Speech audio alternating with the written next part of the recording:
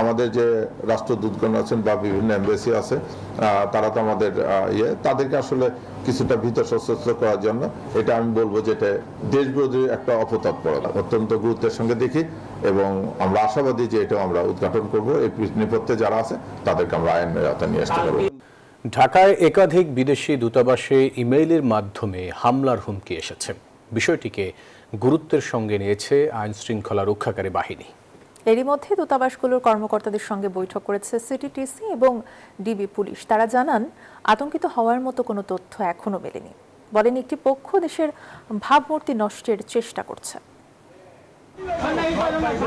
ঢাকার কূটনৈতিক পাড়ায় হঠাৎই বাড়তি সতর্কতা। জাপান, চীন, তুরস্ক ও পাকিস্তান দূতাবাসে ইমেইলের মাধ্যমে দেয়া হয়েছে হামলার হুমকি। বিষয়টি বাংলাদেশ পুলিশের সংশ্লিষ্ট ইউনিটকে জানায় দূতাবাসগুলোর কর্তৃপক্ষ।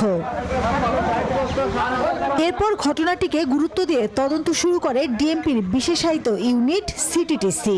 সাথে কাজ করছে ডিবি পুলিশও। সম্প্রতি বারিধারায় সংশ্লিষ্ট দূতাবাসের কর্মকর্তাদের সঙ্গে বৈঠক করেন সিটিটিসির কর্মকর্তারা। বৈঠকে ছিলেন পুলিশ সদর দফতরের কর্মকর্তারাও। রবিবার ডিএমপির মিডিয়া সেন্টারে সংবাদ সম্মেলনে সাংবাদিকদের প্রশ্নের জবাবে মহানগর ডিবি প্রধান বলেন, এখন পর্যন্ত এসব ইমেইলের সঙ্গে সরাসরি জঙ্গি বা সন্ত্রাসী হামলার কোনো সংযোগ মেলেনি। নৌকামান মশা দিবসে এক্সট্রিম সমাধান। আমাদের যে রাষ্ট্রদূতগণ আছেন বা বিভিন্ন এমবাসি আছে তারা তো আমাদের তাদেরকে আসলে কিছুটা ভীত সশস্ত্র করার জন্য এটা আমি বলবো যে এটা দেশবিরোধী একটা অপতৎপরতা অত্যন্ত গুরুত্বের সঙ্গে দেখি এবং আমরা আশাবাদী যে এটা আমরা উদ্ঘাটন করব। এই নেপথ্যে যারা আছে তাদেরকে আমরা আইনের আওতায় নিয়ে আসতে পারবো। হুমকির উৎস খুঁজতে এখন গুরুত্ব পাচ্ছে ইমেইলের ডিজিটাল ফরেনসিক বিশ্লেষণ। ইমেইলের উৎস, প্রেরকের পরিচয় এবং সংশ্লিষ্ট ডিজিটাল ফুটপ্রিন্ট বিশ্লেষণ করছে পুলিশ।